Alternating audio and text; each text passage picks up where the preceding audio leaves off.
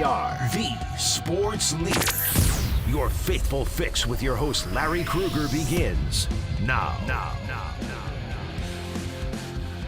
And welcome to 49ers Forecast. It is game day. That's right, folks, game day. Niners and Hawks. Somebody's going on. Somebody's going home. It's as simple as that. It's the NFC Divisional Round playoff. We've got boots on the ground here in Seattle. We'll be at Lumen Field hours from now, where tonight at 5 o'clock, the Hawks and the Niners get together for the third time this year, the trilogy. The winner goes to the NFC Championship game. Kyle Shanahan has never lost in the divisional round. Brock Purdy's never lost here in Seattle. How about that? And, of course, we're serving as your pregame show. I'm only joking about that, but we will have our real pregame show with Adam Copeland and JD, John Dickinson, who we tore it up last night in Seattle. I would say JD may or may not make it to the show. We were out very late. But JD will be there with Copes at 2 o'clock. 2 o'clock we'll have pregame. In fact, we got a great hour for you. We're taking you from 10 to 11. And then Kerry Crowley's going to jump in. Why? Because we're going to have the Giants have their warm-up, having their San Jose-based Fan Fest. It's kind of a Fan Fest caravan this year. So I'm sure with Kyle Tucker signing with the Dodgers, that will make it a very eventful Fan Fest in San Jose. But Kerry Crowley will be up at 11 o'clock, and he will talk all about it. So we're looking forward to that, and we'll hand the reins to him about an hour from now. Later on this hour, Brad Graham is going to stop by from SF 49ers or SF Niners, I should say, on all platforms. He'll stop by and we'll get his thoughts on the matchup. He's a force in nature. SF Niners is everywhere. If you were driving around listening to the leader this morning saying, man, I really want to talk a little Niner football, let's do it. 808 KNBR. We can take some calls right here, right now. Danny Dunn, we got the A-team here standing by taking your phone calls at 808 KNBR. If you want to jump in, give me your thoughts. How are you feeling? Who is the key guy for the Niners to win this thing tonight? We want to know at 808 KNBR. So I've got some thoughts on this matchup that I want to share with you. I mean, to me, the key guy, and I don't want to put too much on Ricky Pearsall because he's a receiver who has not played since December the 28th. He's got a PCL injury. It's obviously very finicky. Either it's a really painful injury or he doesn't have a very high pain tolerance. Either way, he hasn't gotten out there. And, we really don't have anything to say about it other than he hasn't been able to get out there. The Niners are a much better football team when he's out there. If you want to compartmentalize this thing or break it down, the 49ers are 1-0 against the Seahawks this year with Ricky Pearsall. They are 0-1 this year without Ricky. They're 1-0 with Trent Williams. They're 0-1 without Trent Williams. So those guys did not play in Week 18. Now I'm not going to sit here and try to say, if Trent Williams and Ricky Pearsall had played in Week 18, the Seahawks wouldn't have beaten the 49ers. I don't believe that. Seahawks dominated that game. It was 13-3. It could have been 30-3. But and you look closely at the 49ers and the way they play football and the way Seattle defended the 49ers in that last game with two deep safeties. There's really just two things you can do when teams are keeping those two deep safeties back there. You can run them out of it. It basically is a defense begging you to run the football. And that's where Seattle's so good, is that their front four is so big and powerful. Their second level defenders, their linebackers and safeties can close that space, I think, probably better than anybody right now. Their second level speed on defense is absolutely amazing. And then you've got some real difference makers, guys like Devin Witherspoon and Julian Love in the secondary. And they're just a three-level defense that is, it's not a scheme. It's a scheme with personnel. It's not just a scheme with personnel. It's a scheme with personnel that's ideally suited to run their scheme. So this is going to be a huge challenge, maybe the greatest challenge of Brock Purdy's career tonight against this Seattle defense when you factor in the stakes. This is one of the great challenges of Kyle Shanahan's career. Let's be honest about this. The Seahawks snuffed the Niners out like a candle, and that was when the Niners had George Kittle and the Niners were at home fully rested. Now the Seahawks are fully rested, and there is no George Kittle, and it's going to be at Lumen Field on their surface. And so it's major advantage Seattle today. There's just no question about that. Kyle Shanahan and Brock Purdy are going to have to be the difference. And Ricky Pearsall, I think, is a key guy, as I said.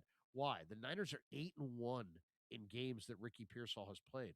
They're 8-0 in games that Ricky Pearsall has finished this season, including a win right here in Seattle, where he lit up Tariq Woolen in week 1 for over 100 yards. Now, if you look at Brock Purdy, there's an element to this passing game that exists when Ricky's there that does not exist when Ricky isn't there. Brock Purdy with Ricky, when in the 7 games that Ricky Pearsall has played, Brock Purdy's got 18 completions on throws of 20-plus yards down the field. The Niners have a downfield passing attack. So to me, there's 2 ways to beat the two-shell, 2 deep safeties. You can run them out of it if you can do it, but they're really good against the run. They're the best defense against the run, super fast on that second level. Or you can hit a seam with some speed and bust a big play. And that's where Ricky Pearsall comes into play. In the 3 games that Ricky missed, Brock Purdy had only 3 completions on throws 20-plus yards downfield. In the 7 games he played, he had 18 completions of 20-plus yards downfield. Ricky is essential to the 49ers downfield attack. Now, here's the question. What happens if he gets out there on the field in the pregame and he can't go? Another name to keep your eye on today, even though Kyle Shanahan told me directly when I asked this question literally 2 weeks ago, are we going to see Jacob Cowing? And he's like, I don't think so. We're just, he hasn't played in a while, blah, blah, blah. We just opened his window.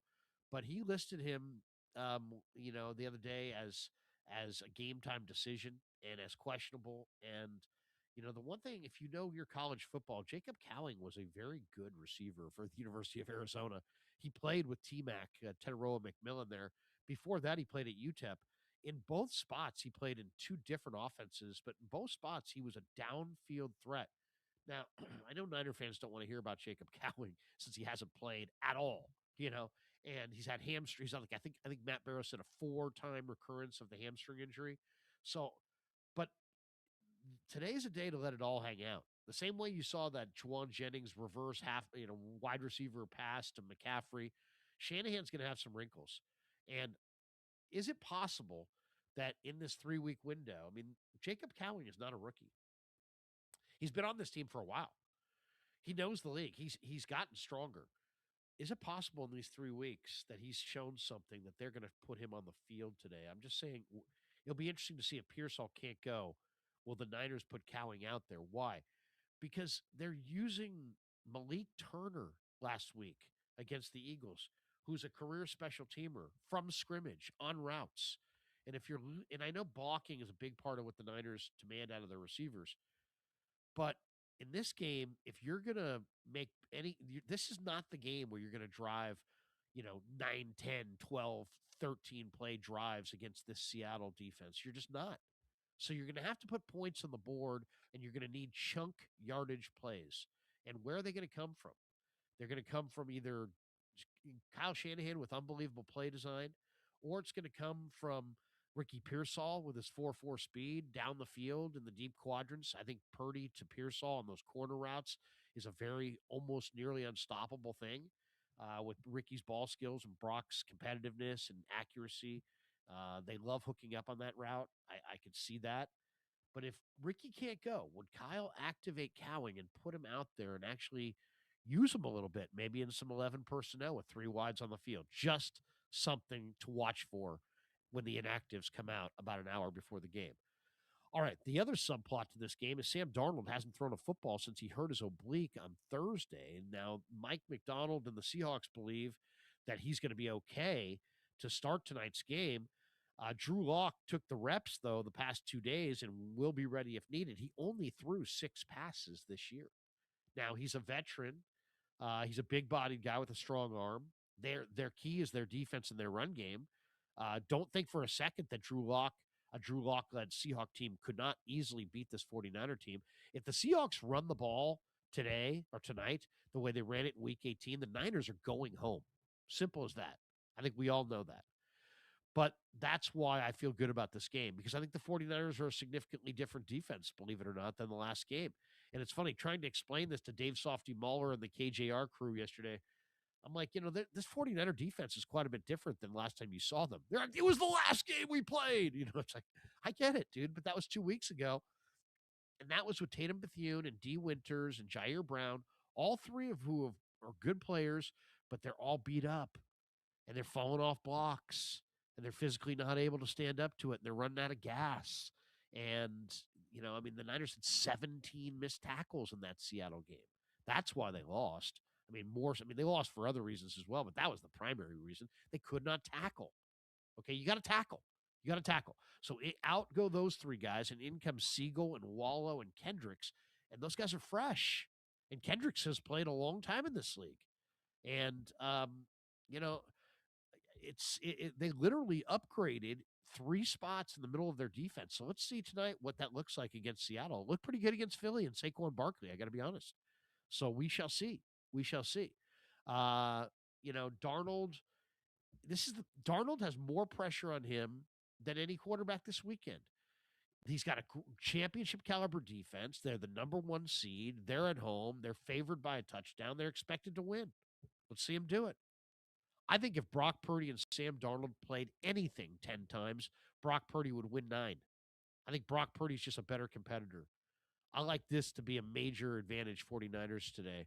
Now, I love Darnold on those 25-yard out routes and cut routes to JSN. It's hard to stop. They're going to have to get some bodies between Sam and JSN on some of those 18 to 25-yard cut routes, or he's just going to rip that all day. Sam can throw that pass. JSN can run that route. They can't defend it. They're going to have to get some guys between Sam and interrupt some of those passing lanes, interrupt the timing, bump the guy at the line of scrimmage. The interesting thing on the ref front, I thought that was interesting. I was looking for this angle today. Who's reffing this game? Last week, they let Renardo Green just, muscle guys on the perimeter. And that was big, letting him play. The officiating staff that was officiating the game in Philly threw the second fewest flags of any crew in the NFL. And sure enough, when we got in the game, there was 3 or 4 that, the Eagles and their fans were looking for flags, and they weren't getting those flags. So that is going to be an angle to watch on this thing. Here it is. The game is going to feature the 2 of the least penalized teams in football. Niners finished the year with the second lowest total, 102 penalties. Seahawks had 117. They had the eighth fewest penalties. The ref today is John Hussey's regular season crew. They threw the 5th fewest flags per game. So this is advantage Niners, I believe, because this is now some people would say, the Seahawks guys are going to muscle Ricky. No. The best receiver in this game is JSN. You have to muddy the waters against JSN. You have to somehow be able to defend him. And I don't know that you can do it straight up. You're going to have to be physical with him. You're going to have to bump him. You're going to have to clutch him. You're going to have to grab him. You're going to have to hold him. You're going to have to do some things to him today. Now, if you had a crew that throws tons of flags, maybe you don't get away with that. Maybe the Niners do get away with that today. By the way, Brock Purdy is playing his best football right now, and he is 4-0 at Lumen Field. So he will not take the field after what that house of horrors last week in Philly. I'm not saying that this is going to be a walk in the park because it won't, because Seattle's defense is really, really tough. But Brock Purdy, you heard Shanahan say it earlier this week, Brock Purdy doesn't rattle.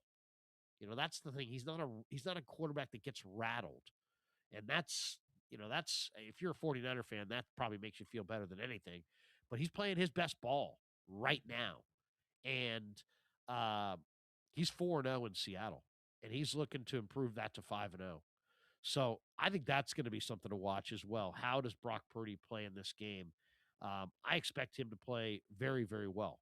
And then it's a matter of, well, what is this thing going to look like if Brock plays really well? So I think it's going to be interesting. On a lot of fronts, this is going to be a very, very interesting football game. Now, why do I feel so bullish on Brock Purdy? Let's hit that for a second. If you isolate just the games Purdy has played this year, he's 8-2. He looked awesome in camp. We were told about the turf toe, but then he came back from the injury, and it's like he never had it. And since he came back from that turf toe in week 11, this guy is second in the NFL in completion percentage. He completes over 70% of his passes. He's third in the NFL in total touchdowns. He's third in the NFL in passer rating. The Niners have won 7 of 8 since he got back. They've scored 30 points per game on average. On third down, which is the ultimate quarterback down, the Niners lead the NFL. Since Brock Purdy came back, the Niners convert 55% from third down conversions offensively. Best in the league. So why do I feel good about Brock Purdy? That's why I feel good about Brock Purdy. Another reason I feel good about Brock Purdy is in the playoffs. You win in the NFL in the playoffs when you score touchdowns and don't settle for field goals in the red zone. What team leads the NFL with a 71% red zone touchdown percentage? Your 49ers since Brock Purdy returned in week 11. Now, I'm not saying he's a perfect quarterback. Heck, I saw him last week in Philly.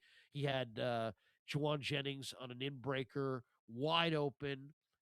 It doesn't get any more open than that. And he either couldn't see him, couldn't get it through the trees, couldn't find a lane, couldn't throw it over the D tackles, whatever. And he goes late to the other side of the field to Demarcus Robinson with nothing on it. And Quinyon Mitchell picked it out of the sky. It was the easiest interception all year for Quinyon Mitchell.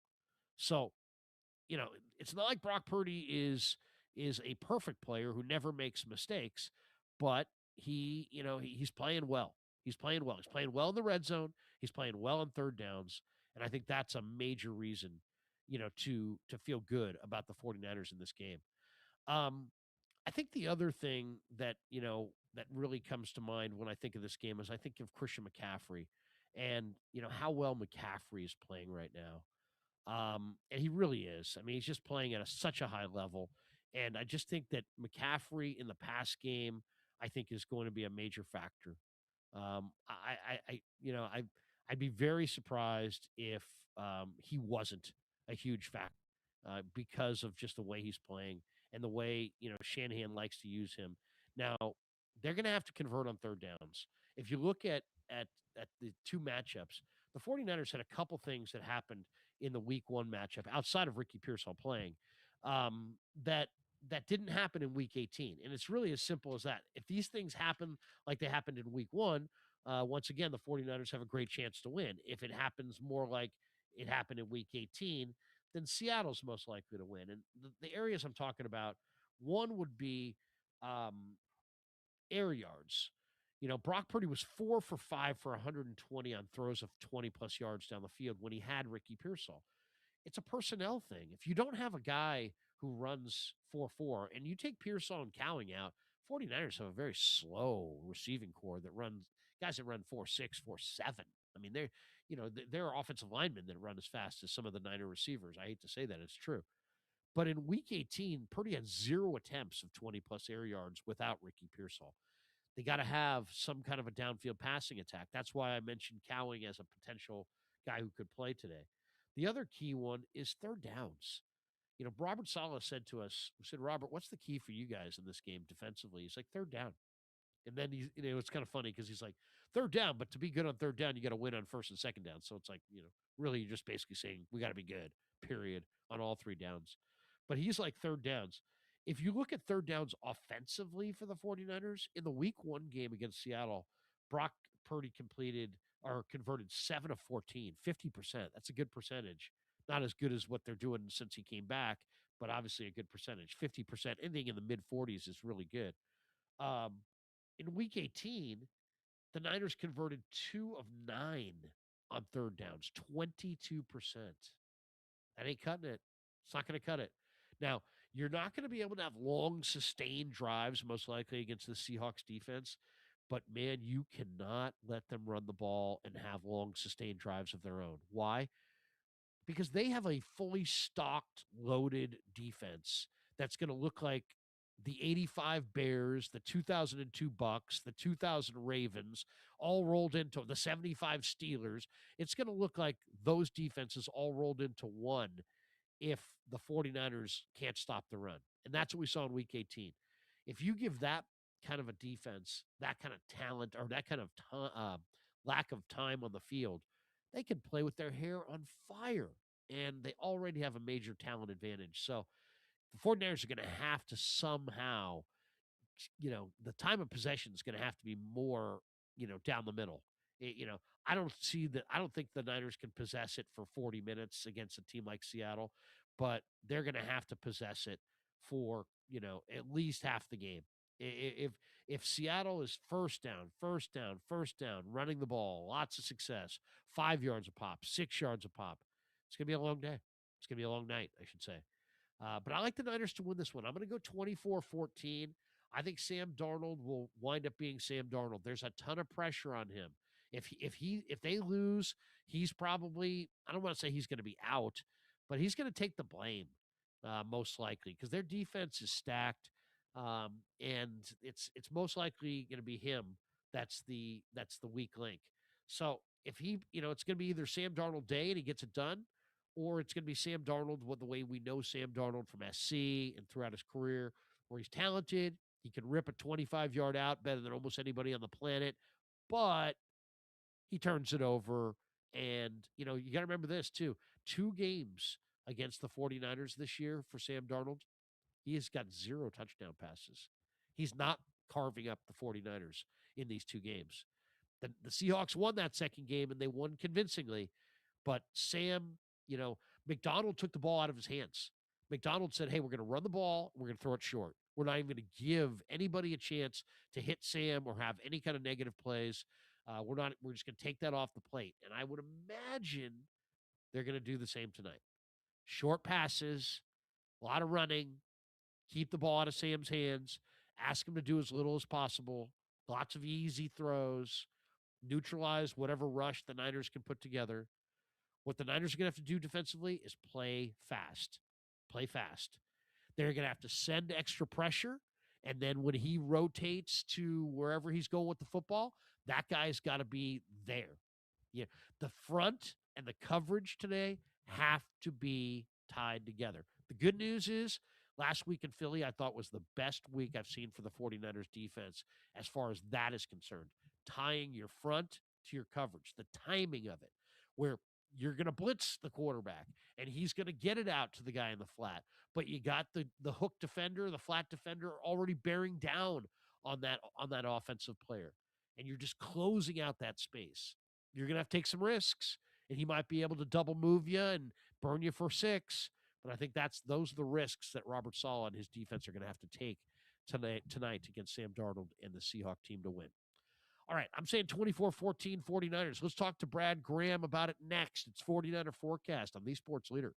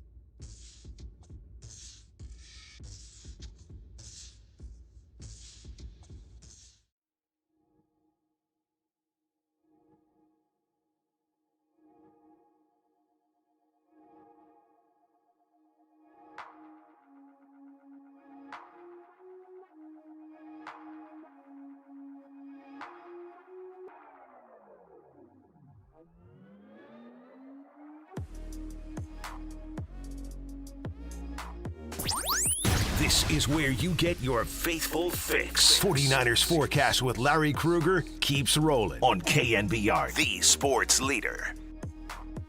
Welcome back, and joining us on The Sports Leader to look ahead to Niners-Hawks is one of our favorites. In fact, Brad Graham's been covering the Niners and doing a great job. SF Niners on all platforms, YouTube, Instagram. He's everywhere. A force of nature, and he joins us on The Sports Leader. Brad, how are you, man? Good to talk to you. Hey, it's good to be on, Larry. Excited to talk about some San Francisco 49ers, especially with the big playoff game coming up in Seattle. Well, how do you feel? How do you feel? Why don't we just get right into it? How do you feel about Niners Seahawks? It was just a couple weeks ago, and for Seattle, it was their last game, believe it or not, where they came week 18 and just took the number one seed away from the Niners, and they did it with a dominant defensive effort. How do you see, I guess I would say round two, but it's round three between these two Titans? It's amazing how often the 49ers find themselves playing against their division opponents in the playoffs. And no surprise, the San Francisco 49ers will see the Seattle Seahawks again, this time on their home turf. How I'm feeling about this particular matchup, I feel a little I'm kind of all over the place, Larry. There's a part of me that has this quiet confidence because I think when you look at the matchup that we saw week 18, the 13-3 and how it all went down, it just felt like it wasn't the 49ers' best effort, execution, and a lot of different things that went into it. And I think when you look at how the 49ers responded against Philly, how they came out and just and really played at a high level, all things considered, you know, we already know what the story is. Down so many players on the defensive side of the football. You know, obviously we see George Kittle go down, but I do think that the 49ers play really well in Seattle. I mean, Brock Purdy is 4-0 on the road against the Seattle Seahawks. He plays particularly well there, especially in games. I think back to his rookie season where I think he got his second career start on a short week with a broken rib, goes up there and clinches the NFC West. Obviously a different year and a different time, but I do think that the San Francisco 49ers, there's something brewing. I don't know how to explain it. It's almost like there's this energy that's permeating around this group because I don't think a lot of people would have them pegged for this spot. I don't think a lot of people had them going past Philly. And I think that makes them a dangerous team. And then you look on the opposite side and you've got the Seattle Seahawks with a week of rest. And I know, Larry, you and we talked about this on our channels when the San Francisco 49ers got their first round bye and just like, oh, is this a good thing? Or is this something where you want to play through the playoffs and you want to stay in rhythm and things like that? So we'll see. But to bring it back around, I'm feeling a quiet confidence. That's kind of the way that I would describe it. Yeah, I feel very similarly. I'm confident. Why? Because it seems like the 49ers are really confident. I also have a hard time believing that Kyle Shanahan and Brock Purdy get, dominated like they did in week 18 again. What do you think of the news that Sam Darnold has an oblique and he'll be questionable? Their backup is Drew Lock. They also have Jalen Milroe. Does your thinking at all about this matchup change now that you have the news that Darnold, to some degree, some people think, it's a bogus, you're trying to make us overconfident and all this stuff. I don't know. I would just take it on its face value that it's a real report and that he's got some kind of pain in the oblique area. Does that give you more belief in the Niners?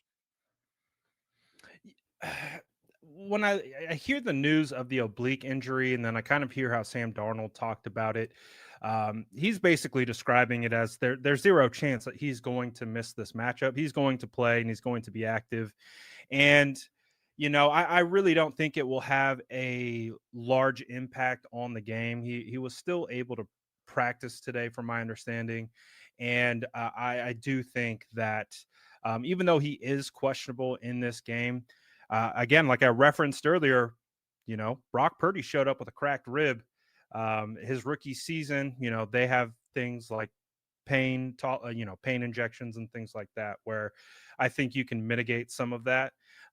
It's obviously something to pay attention to, but I also think when you look at how the Seattle Seahawks try to operate as an offense, I don't think they want to find themselves in a situation where they're dropping back and passing the ball over 30 times a game with Sam Darnold. From what we saw and how they executed their game plan against the 49ers in week 18, they seem like a group that wants to run the ball and run the ball often with their two great backs and Kenneth Walker and Charbonnet. I think that's really what they want to do. So I think it is an interesting element to, the storyline heading into this one. I just don't see it being a huge impact, but of course we'll see if he's hampered at all when the game comes around. Yeah, when I first heard it, I'm like, oh, that's the excuse he'll have when he throws 2 picks and looks terrible in the Saturday night. But we'll see.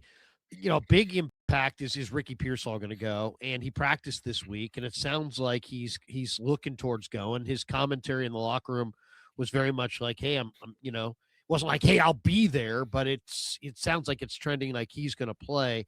And if you go back, to that week 1 performance, that made a huge difference if you really think about it. I mean, week 1 against Seattle, targeted 7 times, 4 catches, 108 yards.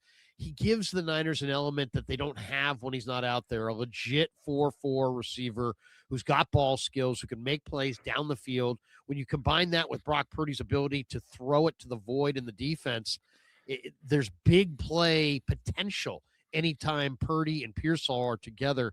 What do you think we should expect from Pearsall in this game?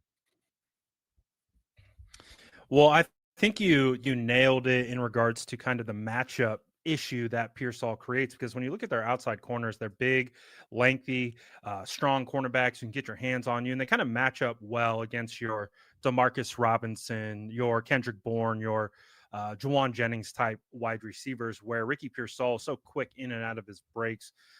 His start-stop ability is phenomenal, especially when he's healthy. So assuming he is healthy, assuming he's 100% healthy, because obviously it did sound like he was testing it in the pregame against Philadelphia. They didn't feel like it was in a spot where he'd be ready to go. So hopefully he's taken a step forward in that regard. But it's hard to really project, because when he did come back after missing some time, he had some spots where he was productive, but I just hope that with him returning, no George Kittle available to Brock Purdy, that we see that speed become a huge separating factor of what we saw from week 18, where it just felt like a lot of the 49ers wide receivers, couldn't create that separation. So the hope is that Ricky is as close to 100% as possible. And like you mentioned, that speed shows up and shows out, because he is going to have to be leaned on in this moment. We know the 49ers are only guaranteed 1 more game, so kind of got to let it all loose, let it all go. And hopefully Ricky Pearsall has a big day, because I think he can be a big part of what the 49ers need and could contribute from him. It's interesting, too, because you're right about when you're in this spot, when you're the 1 seed, you had the week off, the pressure's all on Seattle here, really. I mean, the expectations are all over there. The Niners have been given up for dead. It's like there's a ruggedness to this 49er team. There's a resiliency. There's a toughness. And it's just because it's like when somebody's already called you dead, I don't know. It's like being not picked to win is like, so what? You guys gave up on us 2.5 months ago. You guys said the season was over when Bosa went out. You said the season was over when Ayuk was gone. You said the season was over when Warner went down. And here we are. It's, mid-January, and, we're a couple wins away from the Super Bowl, which we'll play in our home stadium. So I think there's a resilience to this bunch. This is nowhere near the most talented team that Shanahan has had when you factor in who's actually out there. But I kind of feel like he's in his prime and Purdy's in his prime. And if you said to me, Brad, do I think Shanahan's going to win a Super Bowl ever? I would say yeah. And if you ask me the question, do you think that Brock Purdy's going to win a Super Bowl ever? I would say yeah. And so when I factor those two things in, And then I think of where those two men are in their career. Purdy in what is this year 3 for Purdy or 4? He's right. He was drafted in 2022. Yeah, so he's he's in what I would call the super prime, right? He's no longer a rookie, but he's still very young. And Shanahan, I think, is in his absolute coaching prime. So you got two guys that I really believe are going to win a Super Bowl eventually. They're both in their prime of their career. Yeah, this team's flawed forever, but Robert Saleh is covering a lot of those flaws. I would say, why not the Niners? Why not the Niners? What do you think of Marquise Seagull, who's going to step in for Jair Brown at one of the safety spots? He looked great in Philly. How confident are you that he can do the job in Seattle? I'm really confident. I think watching him get thrown into the fire after, seeing him start this season and kind of have some ups and downs as a rookie and then get benched and then Jair Brown and Malik Mustafa take over and then to be able to watch kind of the maturation that we've been able to see just in a short period of time. Marquise Seagull was a tackling machine. He felt like anything wasn't going to get by him. I mean, watching him basically go one-on-one with Devontae Smith with the ball in his hands, one of the fastest wide receivers in the league, a former Heisman Trophy winner, and just absolutely wrestle him like a bull to the ground. And I'm just looking at him like, man, that's a rookie safety that we have right there that's doing that, looking like a veteran out there. I think, and listening to him speak to the media this week too, just talking about how the game has slowed down, and we know that these young players, the rookie season it's a ride, ups, downs, twists, turns, and you never know, which way it's going to tilt for you. But I think with how everything has come about, I'm really excited to see what Marquise Seagull does. And I really think his speed was apparent. The angles that he took, where we've kind of been looking at our current safety group of Malik Mustafa and Jair Brown and, maybe hoping to see a little bit more, he came in and he provided that right out the gate. And I do think that's something that he can continue to build on. So just like we've seen Upton Stout continue to ascend, I think Marquise Seagull is on a similar trajectory, and his speed, I think, is going to really help, especially with wide receivers on the outside like JSN. So I'm really looking forward to see him start and seeing if he can help change kind of the look of that defense, at least on the back end. It's such an interesting time because you've got some dominant defenses and some great young quarterbacks, and it's like, what would you rather have? Would you rather be one of these teams like Houston or Seattle, where they just have awesome defense, just defense that just makes you fold up your cards and go home? I mean, it's like defense that just good on all three levels, well schemed, really well timed blitzes. Or would you rather have one of these great young quarterbacks, Drake May? Maybe somebody would say Bo Nix. I think Brock Purdy's a great young quarterback. Some people believe in Caleb. Just on the surface, just the macro view of football, Brad, would you rather go into this into this postseason tournament with the dominant 3-level defense with tons of speed, or that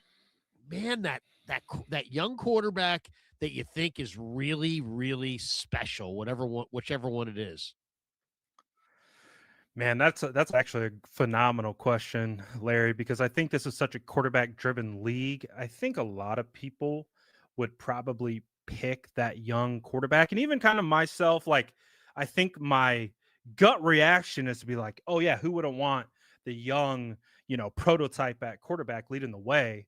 But then I think of Last year's Patrick Super Bowl, Mahomes. last year's Super Bowl, where a great quarterback got Patrick beat, got Mahomes beat, multiple times. Yeah, Sure. multiple times where he's gotten beat by ferocious defenses. And when you get into the playoffs, it's just a different level. It's a different tenacity and aggressiveness that when you have elite ability on 3 levels of a defense, you can have a phenomenal young stud quarterback, but could be completely mitigated by a pass rush, by lockdown corners, by, you know, just hovering middle linebackers that lock down the middle of the field.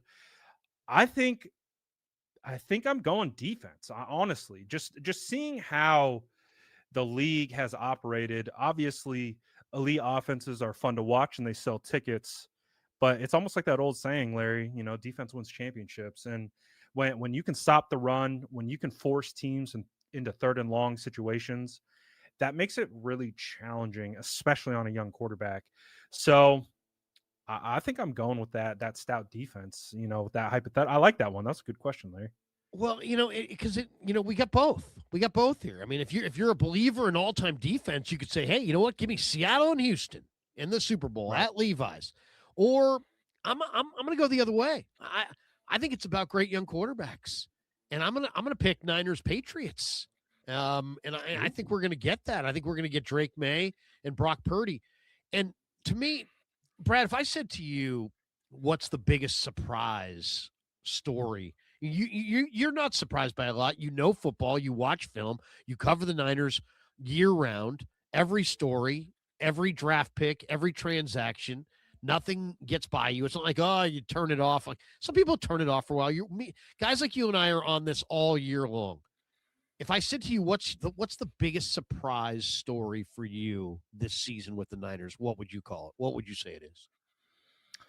I think one of the biggest surprises, at least right now, considering the way everything has gone about, is probably a player on the defensive side. Like, I think the way that Eric Kendricks has played in a very limited amount of time, filling in for a guy like Fred Warner, who, I know, fingers crossed, man, it was, really hopeful for him to return, but it looks like he's going to come back next week if the San Francisco 49ers advance. But I think guys like Eric Kendricks, when the 49ers advance. But there you go.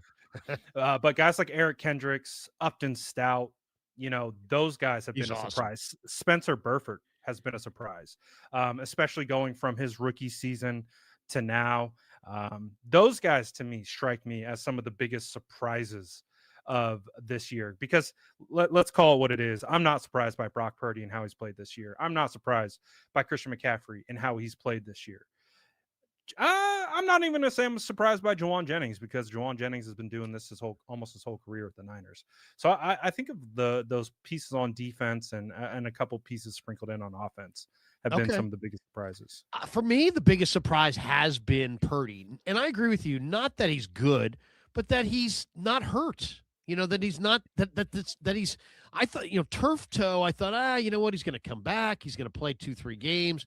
He's going to have a recurrence. He's going to be playing in pain. We saw what he looked like. Passes high. He doesn't want to run. It's just he's totally neutralized by that injury. And the way he came back off the injury, to me, has been nothing short of a shocker. Absolute shocker. I mean, I think the Niners' chances are tied with him. He's 8-2. They're 8-2 with him this year. Since he came back from the turf toe in week 11, his completion percentage is over 70%, second best in the NFL, third in total touchdowns, third in passer rating. The Niners are 7-1 since he returned. They're scoring 30 points a game on offense. And, third down is the quarterback down, and the Niners lead the NFL with a 55% third down conversion rate since he came back. And then in the NFL, you win when you can score touchdowns and not field goals in the red zone. And the Niners, since Purdy has come back, lead the NFL with a 71% red zone touchdown percentage. So he's not perfect. I mean, he had Jennings wide open on that in-breaker last week against the Eagles. Couldn't see him, couldn't get it there. Instead went to D-Rob in a crowd, threw a pick. So he's not perfect. I'm not saying he's perfect, but, Brock Purdy is the reason I feel. First of all, I'm shocked the way he's played coming back. I thought he'd be good, but maybe rusty and in pain and limited. Instead, he looks just like the Brock that we saw this summer, and he was awesome in training camp. You saw it. He looked great in the preseason. I didn't think that was in the cards this year based on what they told us. He was going to have this thing the whole year. It's never going to really go away. I had kind of mentally tuned out for 26 and was thinking, it was not going to happen, but he came back with a vengeance. I mean, he came back and has been better than ever. Yeah, no, it's funny, Larry, because I'm sure you follow me on Twitter. I got a tweet for everything. And I was talking about how I perceived Brock Purdy when he was going to return from this injury. I actually do believe Mac Jones getting that opportunity to play, Brock Purdy sitting down and being able to watch this play out, especially after getting the contract that he received, all the back and forth within the media, the fan base, whoever, talking about what he can and can't do, what he is, what he isn't. I thought was going to be a reset button for him, because when I look at his 2024 season, I felt like my biggest critique of Brock Purdy is that he tries to press too much when he feels he has to be the tractor, right? He's got to pull the offense forward. And I feel like when he puts too much on his shoulders, he starts to force throws. He starts to overanalyze certain things. And when Brock Purdy plays his best ball is when he's in a flow state. And I felt like him sitting down for however many weeks it was going to kind of reset him, because not only did you see Mac Jones going out there balling, having a good time balling, but I felt like him and Brock's and Mac's relationship is so strong, before he even showed up, that I think that it was just going to kind of reset Brock based on all the things that he's gone through since taking over in 2022, and being able to watch a veteran, a guy who's older than him, a guy who was a first round draft pick, kind of go out and do it in this system was a different perspective than I think Brock has really ever had in this offense. And I tweeted about it. I was like, I think Brock, when he comes back, he's going to come out on absolute fire. Now, I will admit, I didn't know to maybe this extent that he's been playing at, like you mentioned. But I did. There was definitely a part of me that believed he would come back and he would play really, really well. And it's all dependent on him being in that flow state. And when Brock's flowing, boy, the 49ers offense is going. I'm going 49ers 24-14. I like the Niners by 10. I think Purdy's going to beat Darnold. He's going to be more efficient. He's going to take better care of the ball. Niners will do enough on defense to slow down JSN. Kyle bust out all the stops in this one. I like Niners 24-14. Give me your prediction. I'm going with another all-time playoff matchup against Seattle. 28-27, down to the wire, 1 point, and the 49ers are going to come out on top. It's going to be electric. Seattle is going to be a phenomenal environment for this game. I think it's going to be a dogfight, and I really do think it's going to come down to the last possession, somewhat similar to what we saw last week against Philadelphia.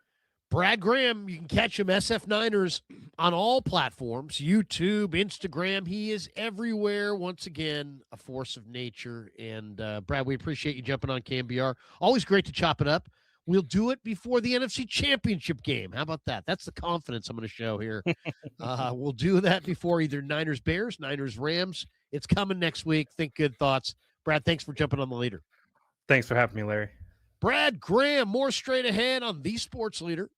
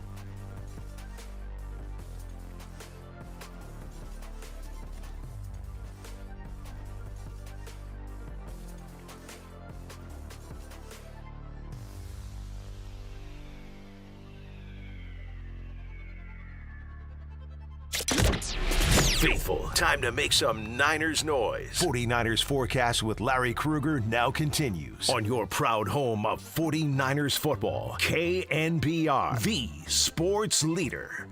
Can't wait! Can't wait! That was Juwan Jennings in Philly last week when he found out the Niners were getting the Seahawks. Can't wait! Can't wait! Well, Can't wait!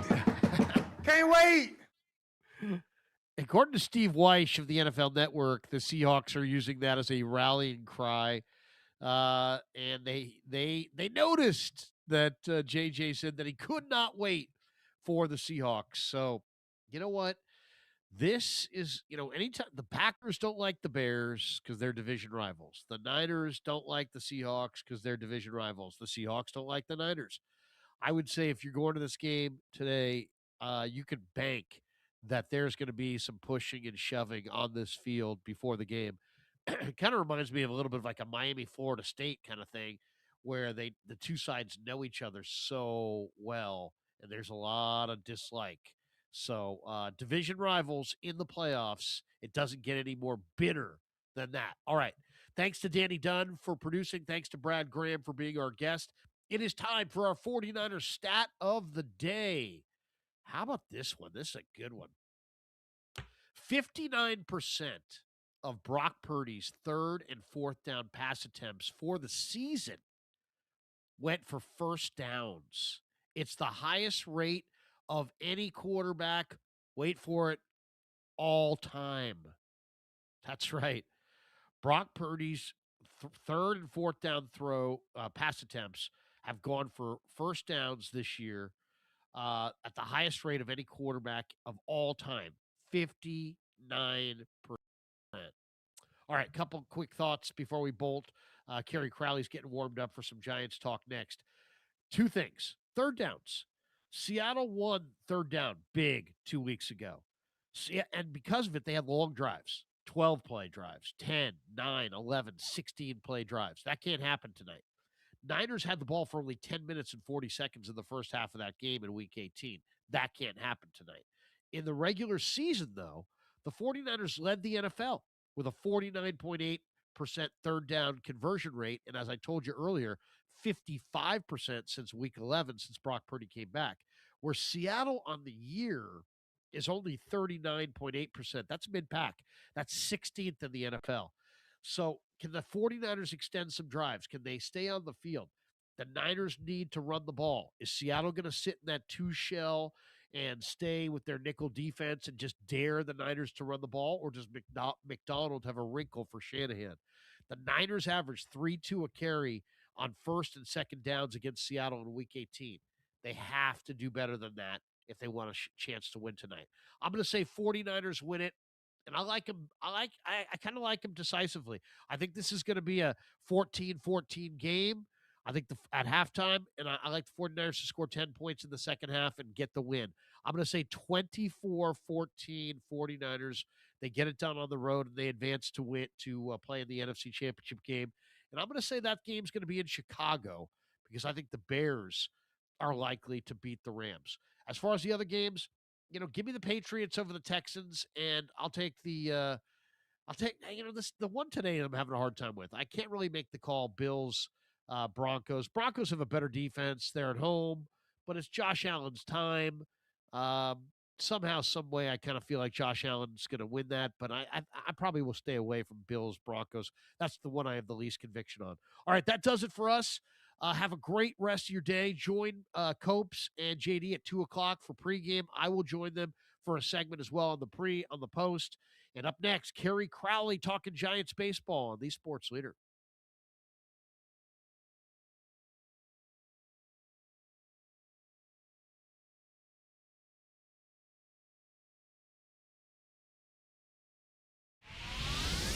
Seam heads, start cracking those peanuts and spitting those seeds, because gloves are soon to be popping. He makes a headlong dive and makes the catch. And bats are going to get cracking. Blast one! Deep right field! Gone! Welcome to KNBR's Giants Warm-Up. Way back there! Goodbye! on the sports leader. Here's your host, Kerry Crowley. We are back. Welcome in Saturday morning. Kerry Crowley here with you on KNBR. Very much looking forward to a special edition of Giants Warm-Up today, a 90-minute Giants Fan Fest warm-up for those of you traveling down to San Jose for the very first of 4 Giants Fan Fest stops this offseason. Yes, it's Saturday, January 17th, and yes, the San Francisco 49ers play in a very important NFC Divisional playoff matchup tonight against the Seattle Seahawks. Adam Copeland and the rest of the pregame crew will be on later today to bring you up to date on everything you need to know headed into tonight's matchup against the Seahawks. But I'm here for the next 89 or so minutes talking about the San Francisco Giants and where this franchise goes from here on a day where fans will be gathering down at San Pedro Square Market in San Jose. Giants manager Tony Vitello expected to be their top prospect Bryce Eldridge, Casey Schmidt, Ryan Walker, Christian Koss, Tristan Beck, some Giants coaches, and Lucille as well. Should be a great afternoon down in San Jose. You get your Giants fix, and then, of course, 49ers all around the Bay this evening. And yes, there's a Golden State Warriors basketball game as well.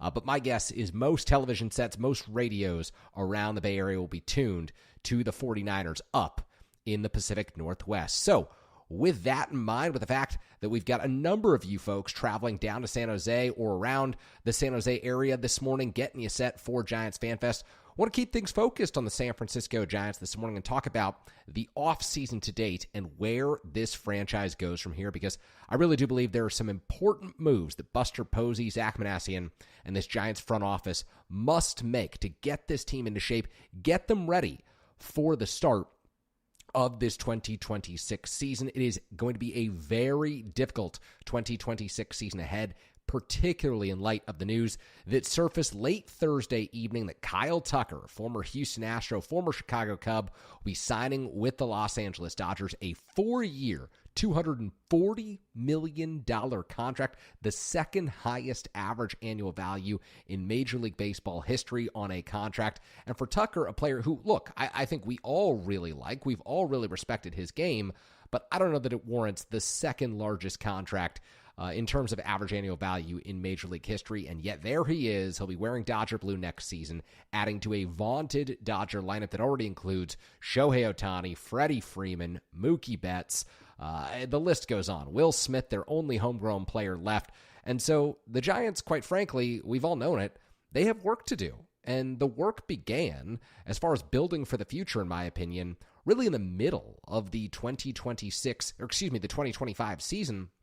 Buster Posey, the Giants president of baseball operations, took his first real big swing in terms of a trade, and his only big swing in terms of a trade thus far, in going out and landing Rafael Devers from the Boston Red Sox in exchange for Kyle Harrison, James Tibbs, Jordan Hicks, and a pitching prospect at the lower levels of the minor leagues. Devers came to San Francisco in June with 8+ years left on his contract, $250+ million left on his contract, and the Giants are eager to see what Devers can do in the middle of their order entering 2026. It wasn't a smooth transition to the Bay Area and to Oracle Park for Rafael Devers, although his numbers did pick up in August and September, but the Giants' play really sank in the months of June and July, ultimately forcing Posey and Zach Manassian to make moves at the trade deadline that took away pieces from this Major League roster to bring in pieces from other teams' farm systems, namely the Mets, namely the Yankees, also the Kansas City Royals,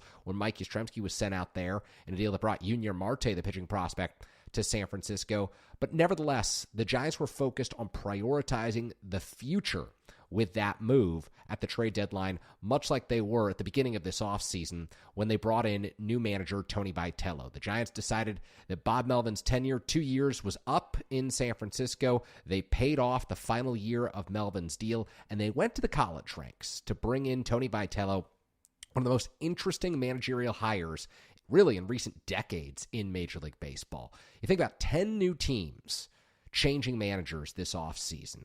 The Pittsburgh Pirates hired their interim manager, so when you look around Major League Baseball, the people who cover it, they really say there's 9 managers that are different from last year. Nevertheless, perhaps the most surprising hire of all of them was Tony Vitello in San Francisco with the Giants, because despite building up a remarkable program at the University of Tennessee, despite winning a national championship with the Volunteers. Vitello, as a player, as a coach, had never spent a day in professional baseball before Posey hired him and he came out to Oracle Park and performed at his introductory press conference, and performed probably isn't the right word, but took a seat at the podium for the introductory press conference, meeting the media, meeting Giants executives, and of course, outlining his vision for the San Francisco Giants, which will be heavy on player development at the major league level. The Giants need guys within their own farm system, prospects coming up to the big league level, players that they're going out to acquire at young ages to ultimately come up and perform at a very high level if this team hopes to have a chance moving forward in a very challenging National League West that includes the Dodgers far above the rest of Major League Baseball in terms of the pure talent that they've got on their roster, and they're only adding down in Los Angeles. That also includes the Padres, who are still a talent star-laden roster that has the potential to make a deep postseason run. The Arizona Diamondbacks, their general manager, president of baseball operations, Mike Hazen, one of the more creative minds in baseball. Earlier this week, he swung a trade to bring Nolan Arenado back to the National League West. And of course, the Colorado Rockies, who have been dormant for years, the fifth-place team in the National League West for so long, the distant team from first place, with no real hopes of winning the division or competing for a wild card spot.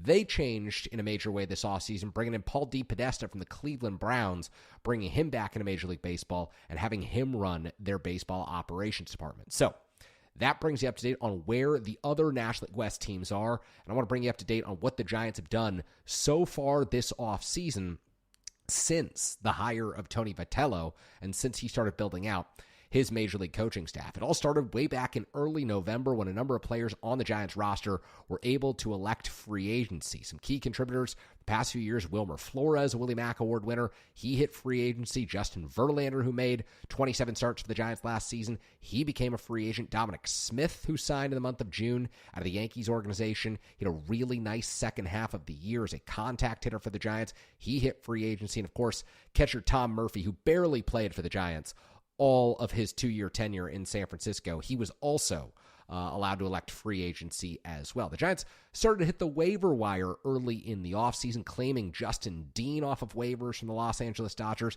They've since let him go. They claimed left-handed pitcher Ryver Sanmartin off of waivers from the Cincinnati Reds. He's still hanging around on this 40-man roster. Mason Black was designated for assignment. Eric Miller reinstated from the 60-day injured list. So those were the early offseason moves. Joey Wiemer, came over in a trade from the Miami Marlins for cash. He has since been DFA'd. Andrew Kisner, the backup catcher, DFA'd. So it was a very quiet month of November for the San Francisco Giants. But in early December, they started to make moves to allow them to add to the Major League roster. And the very first move is one that I think could pay dividends for the San Francisco Giants in 2026. It's an under-the-radar transaction, and that is the signing of left-handed free agent pitcher Sam Hentges, who was a part of the Cleveland Guardians bullpen from 2021 to 2024. He missed pretty much all of last season with an injury.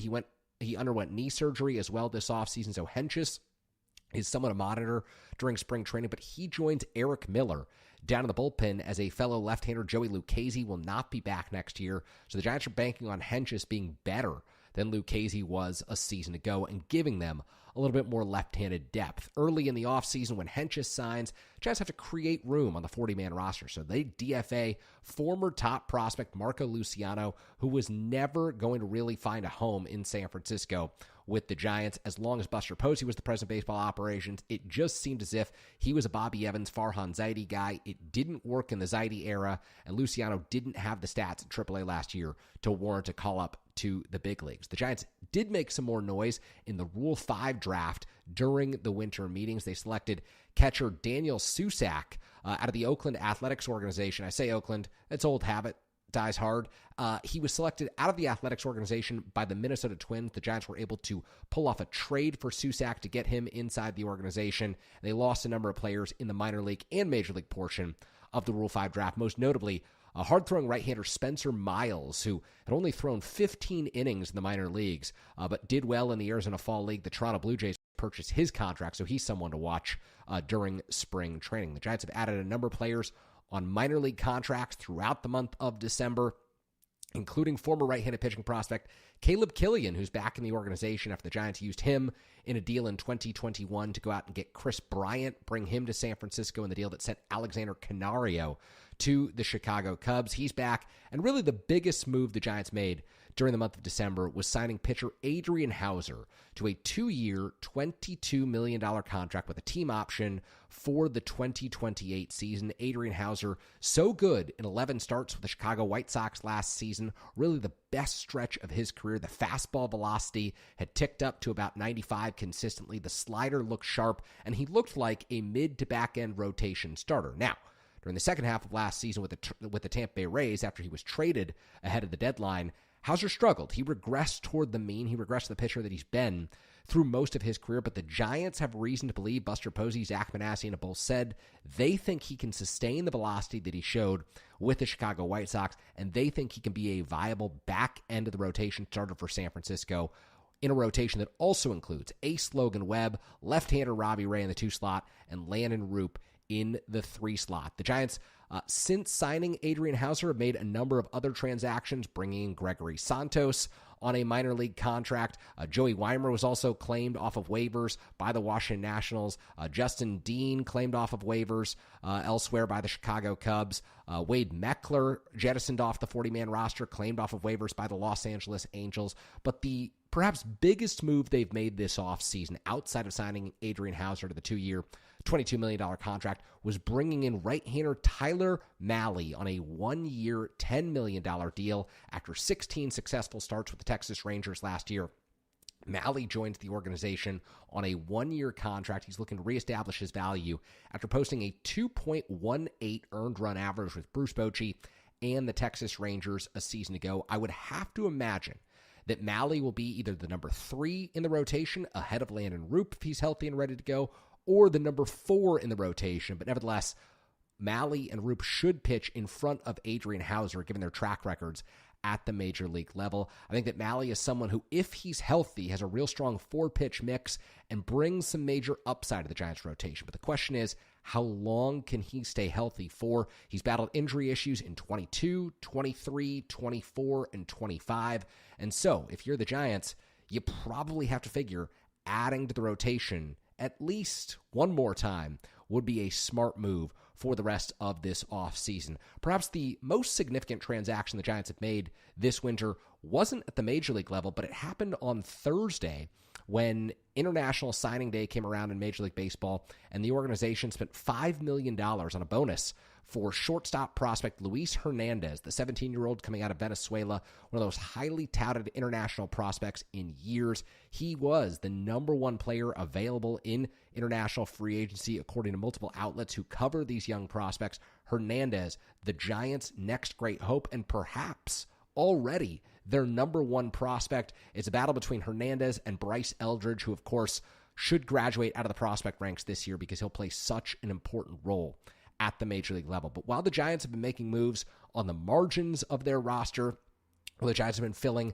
the back end of their rotation, they've also been exploring some big opportunities elsewhere. Perhaps bringing in another starting pitcher, Framber Valdez, Zach Gallen still out there, perhaps bringing in an outfielder, Cody Bellinger, one of the main free agents, and looking at second base, where Nico Horner of the Chicago Cubs is being dangled as a trade candidate. At least those are the rumors. And Brendan Donovan of the St. Louis Cardinals, also someone who trade speculation has surrounded throughout the major part of the offseason. So when we come back, we will take a closer look at the moves the Giants have yet to make this winter and the moves that Buster Posey and Zach Manassian could consider moving forward for a ball club that really does have a lot of work left to do if it hopes to make room and compete in this National League West alongside the Dodgers, who are, of course, the reigning World Series champions, adding Kyle Tucker and continuing to add talent every single offseason. The San Diego Padres, who have a great nucleus of star players, and the Arizona Diamondbacks, who continue to come up with creative ways to acquire players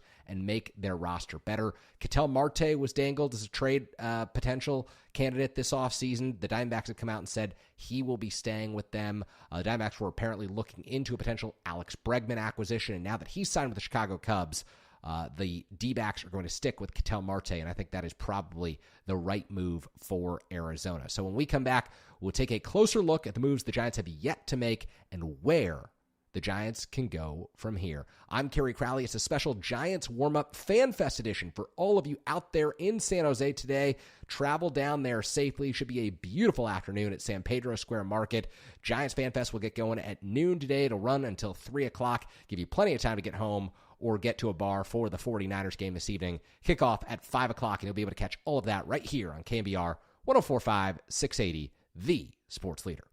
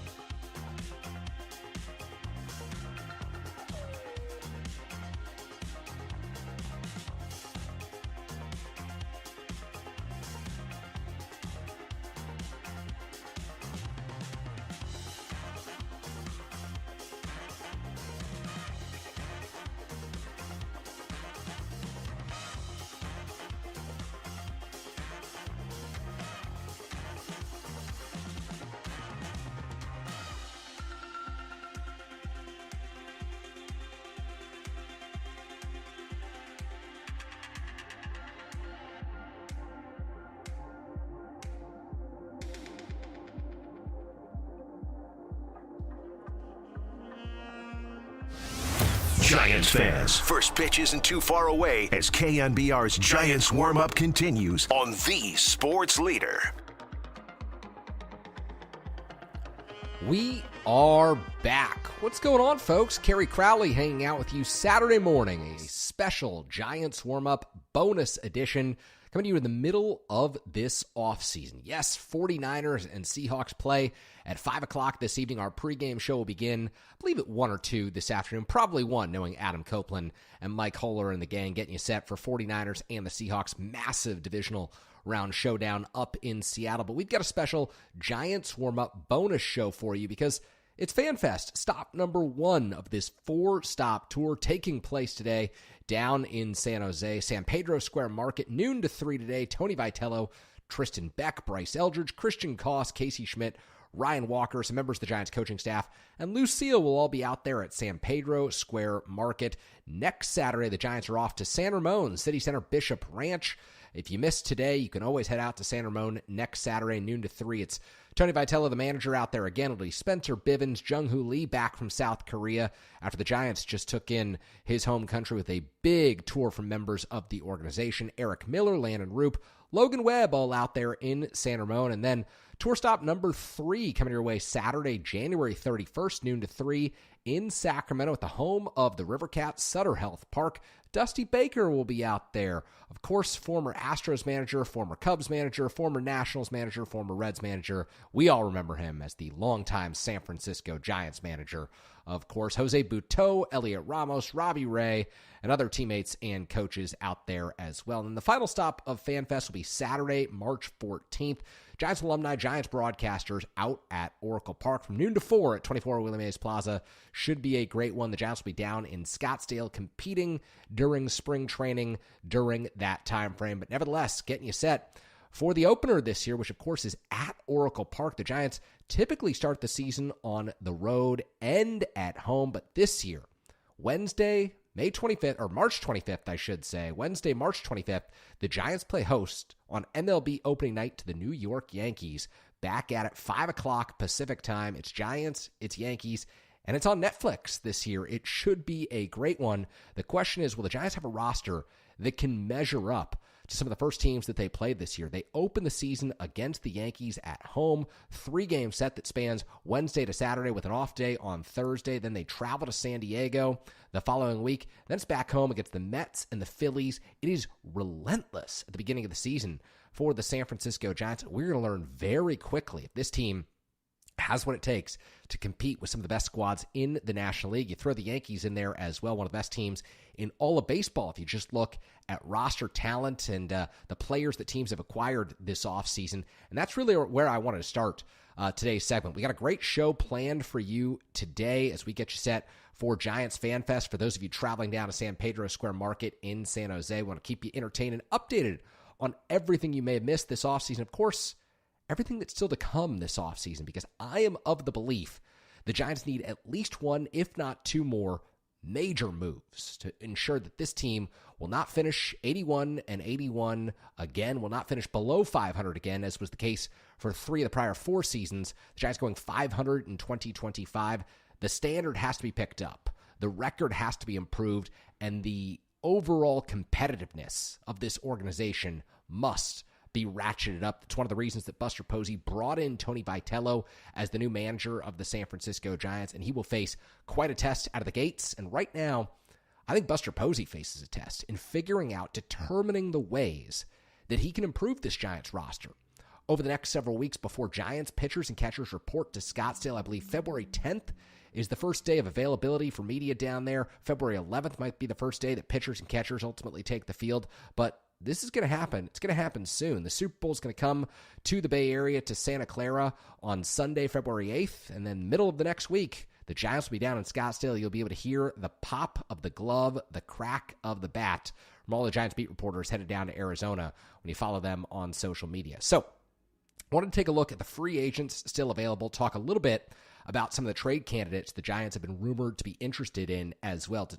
kind of set you up for where I think moves could be coming for Buster, for Zach Manassian, and the rest of this Giants front office. On Thursday night, of course, news broke that Kyle Tucker probably the top overall free agent available this offseason, had agreed to a landmark 4-year, $240 million contract with the Los Angeles Dodgers. Tucker was certainly seeking a lot more years and a lot more security on that contract, but he got an average of $60 million on an average annual basis. It is the largest AAV for a non-pitcher in Major League history. Of course, the largest for someone not named Shohei Ohtani in Major League history. The following morning, Friday morning, just yesterday, Bo Bichette agrees to a 3-year, $126 million contract with the New York Mets. So Bichette goes from Toronto to New York to Queens. And Alex Bregman also changing teams as well in the month of January. Bregman, of course, opted out of his contract with the Boston Red Sox at the beginning of the offseason. Bregman signs 5 years, $175 million with the Chicago Cubs. And really the fourth best position player on the market this offseason, in my opinion, Kyle Schwarber goes to the Philadelphia Phillies. 5 years, $150 million on that contract. I say fourth best position player. You could make the case, and maybe I can too, that Pete Alonso really deserves that title because Schwarber doesn't have a position. Schwarber's a DH. Alonso plays first base. He signs with the Baltimore Orioles for a contract that's worth more than Schwarber. 5 years, $155 million.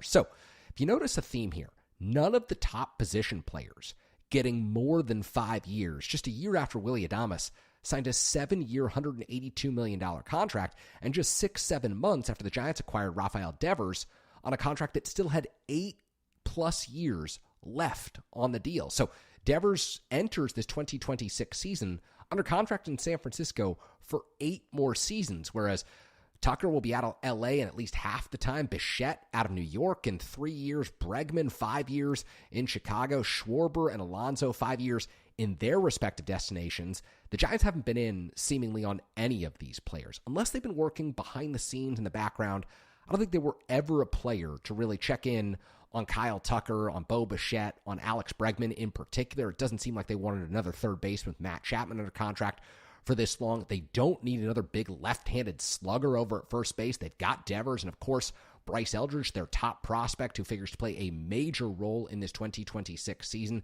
He also is a first baseman DH type, so Schwarber was never going to be a player for the San Francisco Giants. But what this team really does need, to me, is another frontline starting pitcher.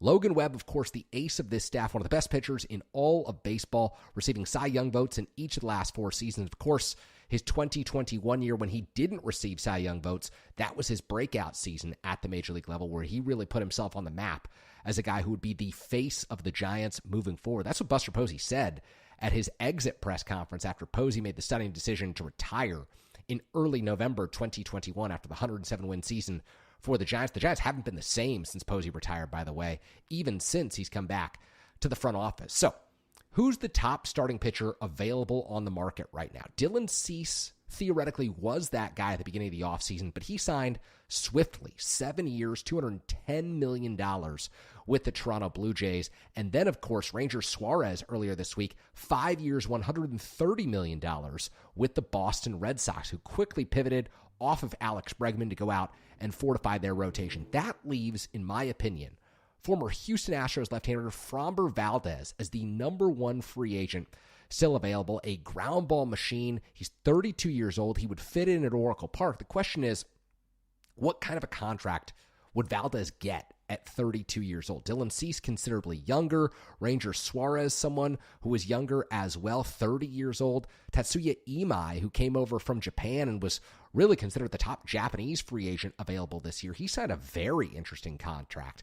28-year-old Imai signs for 3 years, $54 million with escalators in that deal that can take it even higher, but he's also got opt-outs available after the first and second seasons of that deal. Opt-outs a theme. I believe those exist in the Tucker and in the other deal, the Bichette deal as well. So with Imai off the board, the Giants were never particularly interested in him, according to Andrew Baggerly of The Athletic. With Suarez off the deal and with Dylan Cease signing with the Toronto Blue Jays, Framber Valdez would seem to me to be the most obvious player the Giants could go out and acquire in free agency, the most obvious upgrade still available. The question is, does Buster Posey want to make a play at the top of the free agent market, or do the Giants want to save resources for the future? The Giants could go out and get Valdez on maybe a 3-year, I don't know, 90, 95, $100 million deal, paying a pitcher in his early 30s, upward of $30 million. There's some risk that comes with that.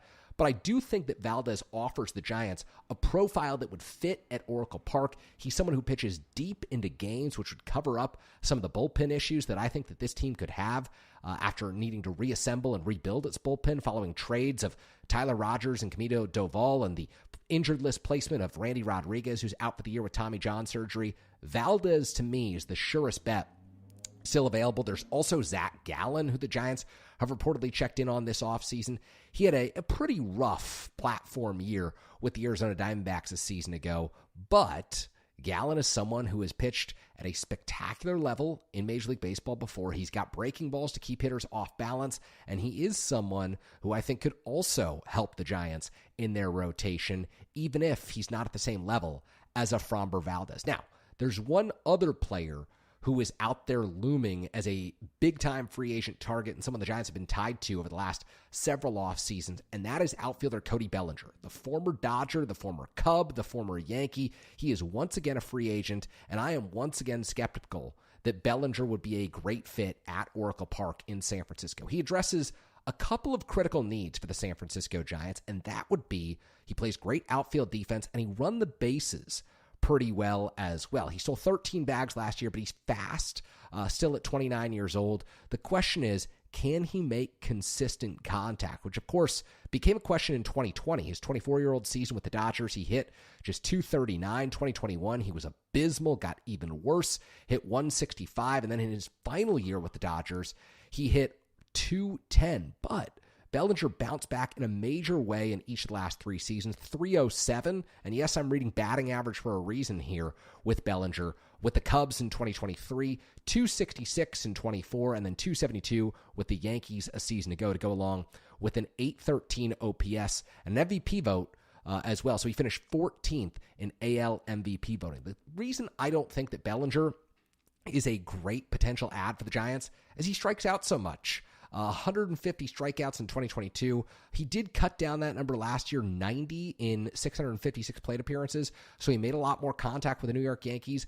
But I think the Giants would be better served finding a contact hitter, someone who better fits their current lineup as constructed, which is why earlier this week I found it particularly interesting when Jeff Pass of ESPN tweeted that the Giants were aggressively pursuing a trade at second base, looking at both Nico Horner of the Chicago Cubs, an Oakland native, played at Stanford, and Brendan Donovan of the St. Louis Cardinals, utility man, and made his first All-Star team in 2025, and he's under team control for 2 seasons. So here's the profile of each player. I'll give it to you quick. We're going to go to a commercial break, and then I will come back and read you off a little bit more about each of these players and where I think the Giants would be smartest in terms of making their acquisition. Horner, of course, 1 year left in arbitration, which means he will be a free agent at the end of the 2026 season. He'll be paid $12 million by the Chicago Cubs this year. I believe that's actually an extension that he signed earlier in his career. So he's not arbitration eligible. He's playing on an extension that he signed early in his career with the Cubs, but nevertheless owed $12 million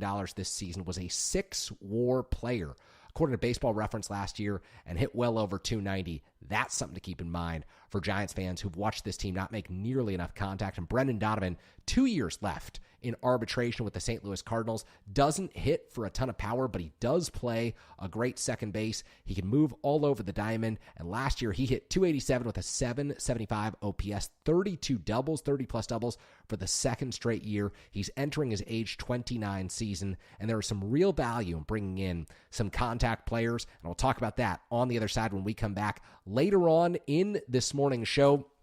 And head out to our friend Roger Munter, who writes the great There Are Giants Substack. I am really looking forward to our conversation with Roger. We get together and do our K-Raj podcast over the course of the offseason and during the regular season, and we caught up to discuss the Venezuelan native signing of Luis Hernandez, 17-year-old prospect who agreed to a deal with the Giants on Thursday. Joining the organization, will immediately come in and be one of the top prospects. And then, of course, all the moves the Giants still need to make this offseason. So you've got that to look forward to later on. But if you're in the car headed down to San Jose for FanFest, We appreciate you tuning in. San Pedro Square Market is the destination. New Giants manager Tony Vitello will be there. They've also got a long list of players that includes Bryce Eldridge, the top prospect, Tristan Beck, Christian Koss, Casey Schmidt, and Ryan Walker as well. So plenty to look forward to for Giants fans today. And then 49er fans this evening, the night belongs to you. It's 49ers, it's the Seahawks. You'll be able to catch all of it, the divisional matchup, right here on KNBR 104.5, 680, the sports leader.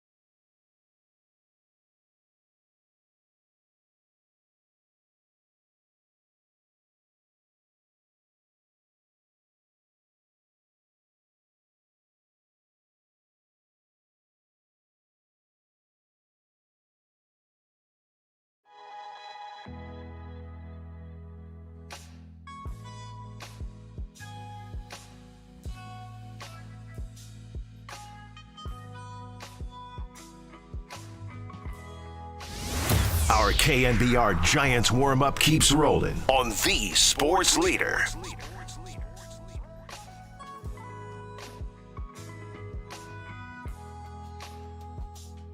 We are back here on Giants Warm-Up, a special Saturday, January 17th edition at a Fan Fest down in San Jose. Kicking off in about 15 minutes at San Pedro Square Market. Tony Vitello, the new Giants manager down there. Expected guests from the San Francisco Giants include Ryan Walker, who was kind enough to join us on our Hot Stove show on Wednesday night, top prospect Bryce Eldridge. A couple of second basemen for this team, Casey Schmidt, who underwent surgery earlier this offseason, and Christian Koss, who was also kind enough to join us on the Hot Stove show earlier this week. A great guest. Christian Koss, very charismatic guy. Had a lot of fun talking about his baseball journey, what it meant to him to be able to play in the big leagues this season with the San Francisco Giants. Made his major league debut, found out right before opening day that he would be on the opening day roster. It was a really cool and special reflection from Christian earlier this week. If you missed Hot Stove, we do it every Wednesday night, 7 to 8 o'clock. Giants players, coaches, executives. We always have some fun guests, and we look back on guys' journeys to the major league level, how they got there. They look ahead to the 2026 season, the roles that they anticipate playing. It's really a lot of fun. I certainly enjoy doing the show. I know that the Giants players have, they've always said it's fun to reflect and think about their journeys and all the milestones that they've hit along the way, all the obstacles that some of them have had to overcome. And then you talk to some players and you realize they were born to do this. They were born to be big leaguers. It was always going to be the destination playing in Major League Baseball. And so just the different paths that you take, I always find particularly interesting. But before we went to break there, we were talking about the potential moves that the Giants could make entering spring training. There are still, to me, one or two more moves that the Giants could entertain to really upgrade this roster and position it to compete for a National League wildcard spot. Because, look, Buster Posey, Zach Manassi, and Tony Vitello, everyone inside the walls of 24 William Mays Plaza, they're going to tell you that winning the division is of paramount importance to this ball club. And that should always be the goal. The Dodgers just signed Kyle Tucker. The Dodgers are the reigning World Series champions. The Dodgers are in a different stratosphere. I think all of us can look at this and say, yeah, the division might be the goal. The wild card is a heck of a lot more realistic. And even at this point in the offseason, I would say the Giants look like a long shot to make the wild card. I think they need at least one more upgrade in the starting rotation and at least one more bat in the lineup. And so that's why it didn't shock me earlier this week when Jeff Passan of ESPN tweeted the Giants were aggressively pursuing an upgrade at second base, taking a look at Nico Horner of the Chicago Cubs and Brendan Donovan of the St. Louis Cardinals. And to me, both of these players would provide the Giants with a significant offensive impact because of the style of play of their games and their approach at the plate and how those would mesh with a Giants lineup that just swings and misses all too often. Look, Rafael Devers is a great hitter. Matt Chapman is a really good hitter. Willy Adames is a really good hitter. But at the same time, all three of those players, and Bryce Eldridge, who will come up this season, their top prospect in the organization, he too is a strikeout machine.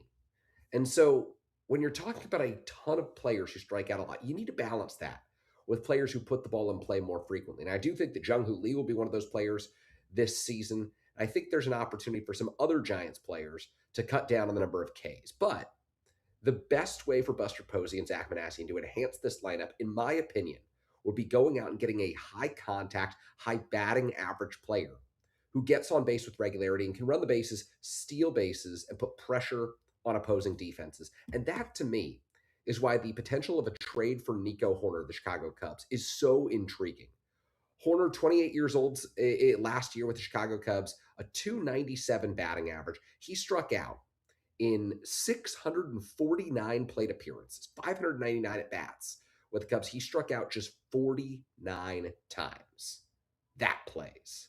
And no, he did not put up big power numbers. 29 doubles, 4 triples, 7 home runs. He's a singles machine. But you know what the Giants need more than anything? Singles.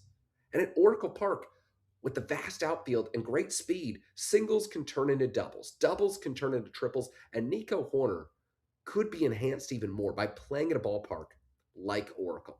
I think this guy's still in his prime. I think that he's going to get a very good offer in free agency when he becomes a free agent at the end of this 2026 season. I think the Giants should be willing to give up a young position player prospect and a young pitcher to go out and get Nico Hoerner if that's what the Chicago Cubs are interested in. They've just signed Alex Bregman. Their infield is really good, but they're also brushing up near the luxury tax threshold. They could probably use some more pitching, and I think the Giants could make a baseball move in trading for Nico Hoerner and getting one of their young arms into that Chicago bullpen or into that Chicago starting rotation mix. I think it is not too much to ask to throw, say, a Carson Wisenhunt or a Trevor McDonald, plus a position player prospect in a deal that would upgrade the Giants in 2026. Now, Brendan Donovan is also a really interesting trade candidate. The St. Louis Cardinals have obviously been shedding salary in a major way this offseason. Nolan Arenado, the latest player to go, he is on board with the Arizona Diamondbacks, as we discussed earlier in this show. A trade earlier this week, it was actually hours after Jeff Passan tweeted that the Giants were aggressively pursuing Brendan Donovan, which led me to believe that maybe other teams were calling the Arizona Cardinals, or excuse me, not the Arizona Cardinals. I'm thinking about the NFC West today.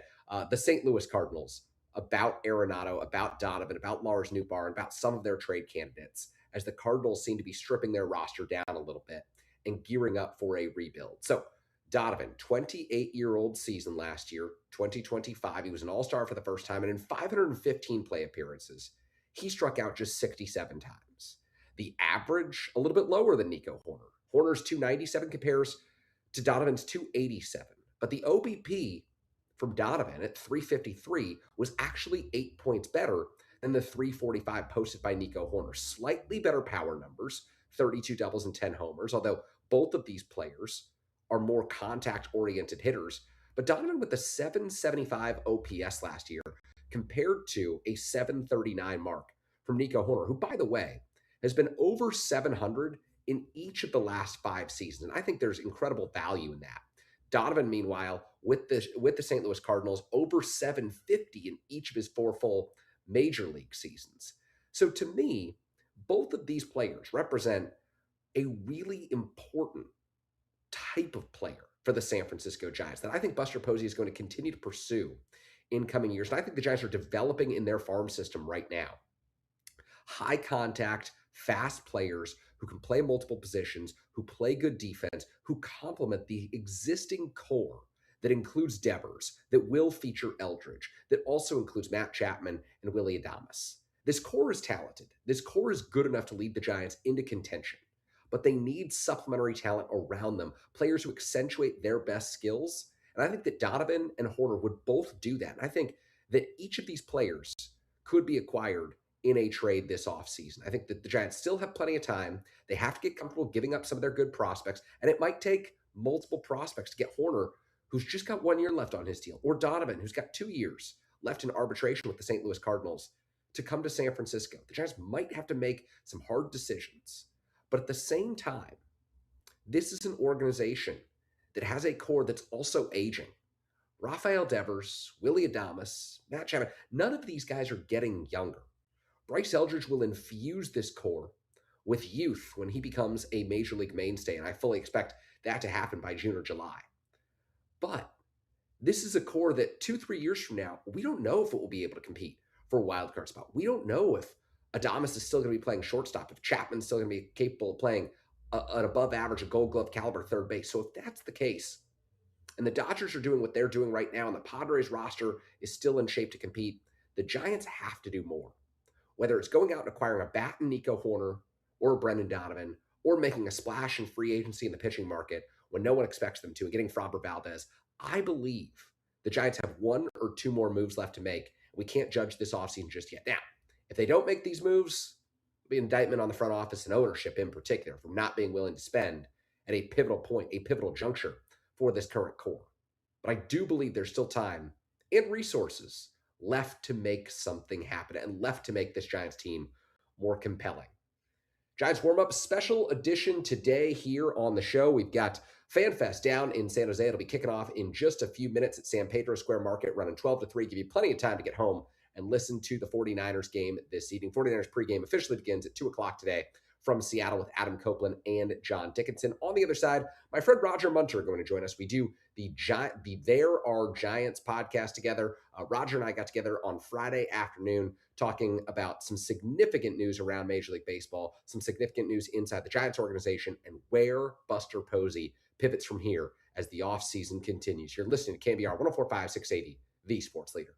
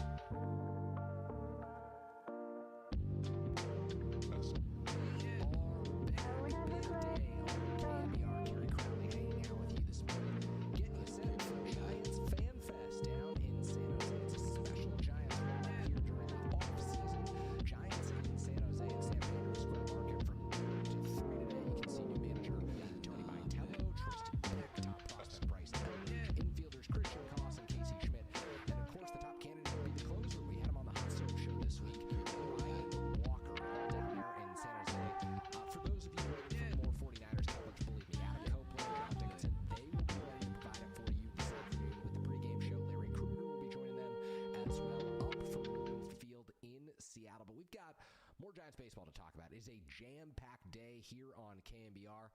Heck, I think we're going all in on 49ers tonight doing the post-game show. No Warriors, no Dubs OT for JD because he's up in Seattle. So there is a ton to get to, a ton going on, and it was a pretty significant week for the San Francisco Giants, and an interesting one at that. So I want to bring in my friend Roger Munter. He writes the great There Are Giants Substack. He's put out some tremendous content this week, including an interview with Joe Salermo, who runs the Giants operations down in Latin America, based in the Dominican Republic, and he had a huge role in helping the Giants secure Luis Hernandez, the $5 million bonus baby, 17-year-old shortstop from Venezuela, a major signing for the Giants on Thursday. So, Roger, let's bring you in. The Dodgers sign Kyle Tucker. The Giants sign Luis Hernandez, and it's an interesting week for both organizations, huh? You know, we originally talked about doing this show yesterday, and I was just thinking last night when I saw the Kyle Tucker news that our tone probably would have been a bit different had we recorded this 24 hours earlier.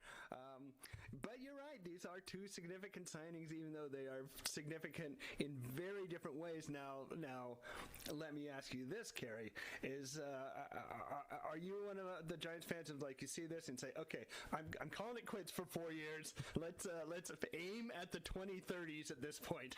I am not, but largely because I haven't been one of the biggest believers in Kyle Tucker through the years. I think, like, he's obviously a great player and would instantly be the Giants' best outfielder and would probably be, in my opinion, their second best player behind Rafael Devers. But I would still take, if you gave me the choice between those two players of the next 4 seasons, I know that Tucker offers you so much in the outfield and so much on the bases. I just think, like, Devers is more of a threat in my mind at the plate. And maybe there's some recency bias there. The numbers may not show that. But nevertheless, when you surround Tucker with an Ohtani, a Betts, a Freeman, a Smith, I don't know, the list goes on to about 10 to 12 players. I understand why Dodgers fans are so optimistic, why Giants fans feel so pessimistic right now. I absolutely agree with you. If you took those two players and their contracts, I would much rather have Devers. Now, if Devers is the 5th best player in my offense, I would be in a much happier place. But I don't disagree with you. I mean, Tucker is a very well-rounded player, but there have been a lot of signs of early decline from him. His speed has tanked. His defense, he used to be a very good defensive player. He is very quickly turning into an old skills baseball player. It's walks. He's a good hitter. Mm-hmm. But he's not a great power hitter. He's really good at staying in the strike zone. He's really good at drawing walks, and he's a good contact guy. But I don't know, even on a short-term deal, Saris wrote about this the other day. I don't know if he's going to be an outfielder at the end of that deal. So there are risks in that deal, which I'm sure is why he didn't get the 7 or whatever year he was looking for. But still, we were talking about this with the Giants pitchers last time we talked, that either you pay more than you want or you get less than you want. The Dodgers may have a lot of money that they don't know what to do with at some point, but they got a good player in their lineup, and he's replacing, our old friend, right?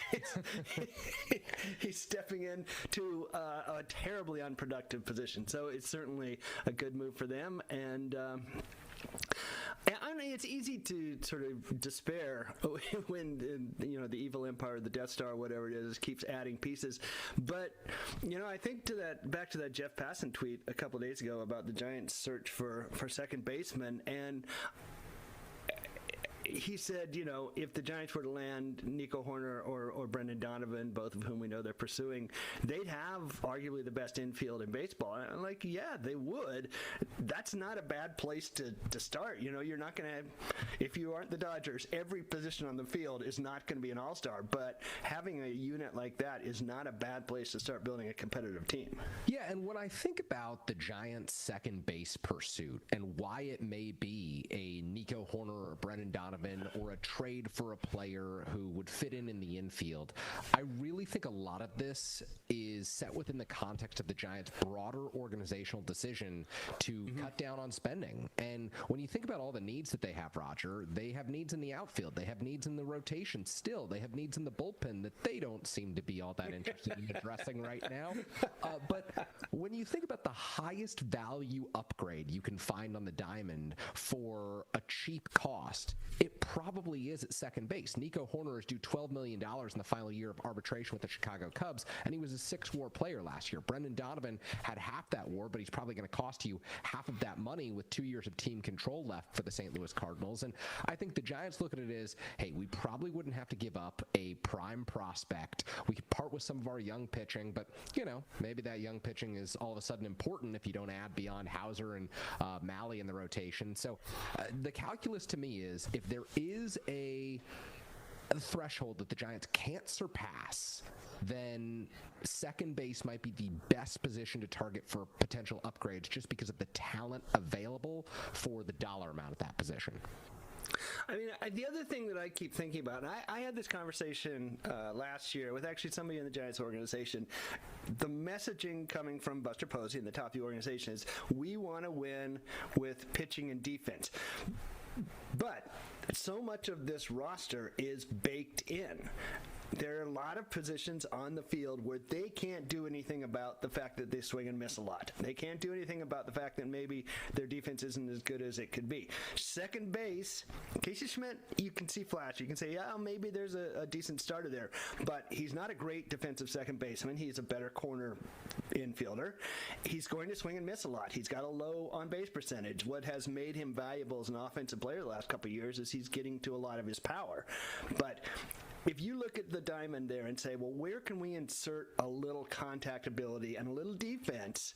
It's second base and theoretically right field, but I don't know who the players are for right field who fit. I can see who the players are for second baseman who get you more contact, more balls in play, and better defense. And right there, that is like one step closer to what Posey's vision is, I think, for this team. Yeah, I think that's really well said, and especially the part about right field, because you think about the free agent options in right field, and you think about the potential trade options in right field, they're just really aren't as many people out there as you think. Maybe this person could be a great help to the Giants, or maybe this person absolutely fits the ethos of what Buster Posey's looking for. You brought up the two key things, and that is making contact and playing great defense. And there are some free agents out there who make solid contact but don't play good defense. There are some free agents out there who play good defense but don't make solid contact. And therein lies the issue for the San Francisco Giants. They're trying to achieve these things that are seemingly in the free agent market very difficult to achieve, so maybe they'd have to go out and explore the trade market. And when you start to think about trades, I just think second base is more natural for finding the type of player that Buster clearly has outlined to improve this roster. Yeah, and I mean, one guy who always comes up, I think, this winter is Harrison Bader, who definitely helps the defense. He does not help with putting the ball in play, and it also sounds like he's like a 32-year-old coming off a career year, and he wants a career year contract. It's not necessarily where I necessarily want to be for Harrison Bader. I mean, the guys who really make sense for that right field are Tucker and Cody Bellinger, and both of them were looking for serious money. Serious money, serious years. So I think there's just the lack of palatable to the Giants options to fix the right field situation is what's got them so focused on second base, because there are solutions that should be obtainable that are not expensive in terms of money or long-term, so that if you want to curve back to Luis Hernandez and some of these young guys at some point, you still have options for them to infuse themselves into this team in 3 years, say. Yeah, I was going to say, you think about adding a Brendan Donovan who's got 2 years of team control left. 2 years, Gavin Keelan should be in the big leagues as your second baseman. The 2025 first-round draft pick. Now, question of whether they keep Gavin Keelan with the massive amount of shortstops that they have in this farm system is now an open question, because Roger, with the signing of Luis Hernandez, with the signing of Joshua Gonzalez, and with Johnny Level playing at San Jose last year, the Giants have all of a sudden a glut of very good players, very good prospects at the premium position on the diamond. Absolutely, and there's been some teasing out there that maybe with Hernandez, who has played in a professional league with much older players, that they might push him a little harder and not send him to the DSL. We'll see how they decide on that. But we could this year start seeing lineups that include both Hernandez and Joshua Gonzalez, both Joshua Gonzalez and Johnny Level. They're going to have Johnny Level and Gavin Keelan. They're going to have decisions to make on the reps there, and I think sooner than later, that group's going to be occupying rosters together. And one of the things that does is it gives you options for trades too. I mean, you can use those surpluses for trade capital. You can decide who you want to keep long term and who you don't. I think pretty clearly Gonzalez and Hernandez, they've invested a lot of money in those guys. There's a lot of excitement around both those guys.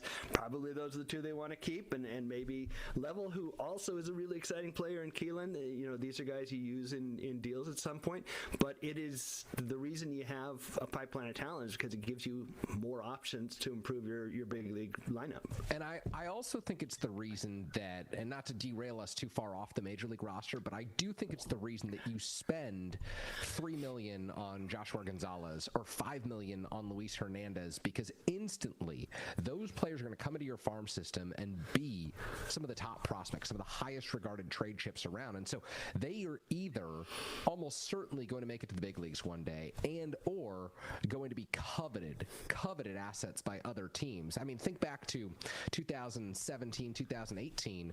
You look at the Giants farm system right after Marco Luciano signed, and there were a lot of people who thought top 50 prospect in Major League Baseball. If this guy stays on track, this is going to be great. And at the time, had they decided to deal Luciano, they could have gotten a big-time player in return. Now, you hope that he comes up and he helps your big league team and he morphs into the shortstop of the future behind Brandon Crawford. That's the hope. A lot of people said that shortstop would never happen before him. But it is, to me, a better strategy going all in on one big player and then spreading the remaining bonus pool money around to a few, instead of signing 15 guys at $500,000 to fill out the minor league system that no longer includes teams in Salem Kaiser and two rookie league teams at each stop. So with the contraction in the minor leagues, I think this strategy better suits teams. Well, and this is something I've talked to Joe Salermo, the Giants International Scouting Director, Senior International Scouting Director, before, and every year, kind of like the draft, every year is a puzzle piece. There aren't all that many $4 or $5 million 16-year-olds in any given year, and you don't always get the guy you want. So every year comes together differently. One of the kind of exciting things I think going on in the Giants organization last year was that, Joshua Gonzalez had a tremendous debut, but Johnny Level, who was a little less than $1 million, also is putting together a really strong track record. Louis De La Torre, who was signed for $10,000, I think, suddenly pops as this incredible arm in the lower levels. Kano Martinez, who's another 5-figure guy, he pops. So you start getting kind of multi-tiered. It's just like in the draft. It's great to have. You want the first round, but then if you start getting the 8th, 10th round, some value out of that. That's when you have a great draft, and that's what we've been seeing in the organization, which is why I think it's pretty exciting what's happening at the bottom. Now the key ultimately is they've got to get those guys to the major leagues and productive in the major leagues, which was the problem with the last wave that kind of worked its way up as you allude. Don't forget, Roger, 2019 spring training, I was over at the minor league complex and I took a photo of Marco Luciano, Luis Matos, Alexander Canario, and Luis Toribio all together and wrote a story on the future of the San Francisco Giants right there. Don't forget that one, lost in Mercury News history. I mean, you're always going to have misses. I mean, baseball, the default outcome in baseball is always failure. When you hit those guys, it's a huge value to the organization. But I was just writing about this the other day at There Are Giants. It wasn't that many years ago that Gabe Kapler was saying our superpower is going to be that we finish guys at the big league level. We get them up here, and our coaches are good enough that we can get them through that finishing school and make them productive. And the reason that a lot of those guys don't have the job with the San Francisco Giants anymore is because they were unable to do that ultimately. And this wave of talent we were so excited about, Luciano, Matos, Kyle Harrison, I mean, they're all gone. Louis Matos is still here maybe for another 4 months. We'll see. But they were not able to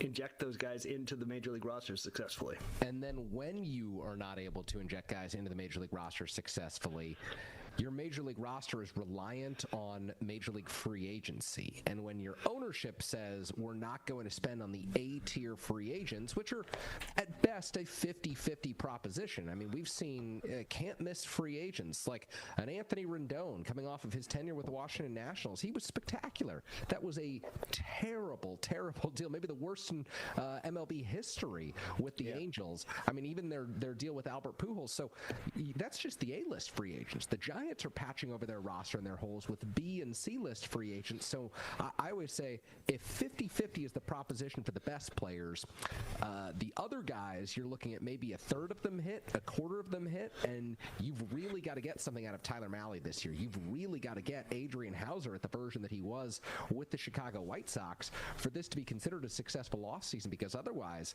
you're staring down another trade deadline where you might have to part with assets as opposed to bring people in to San Francisco. Yeah, and you've really got to get steps forward from Hayden Birdsong, Trevor McDonald, whichever of these guys fill up the innings, because what we keep hearing from Greg Johnson is the reason this strategy is what it is because they believe that ultimately they're going to be able to fill this rotation internally.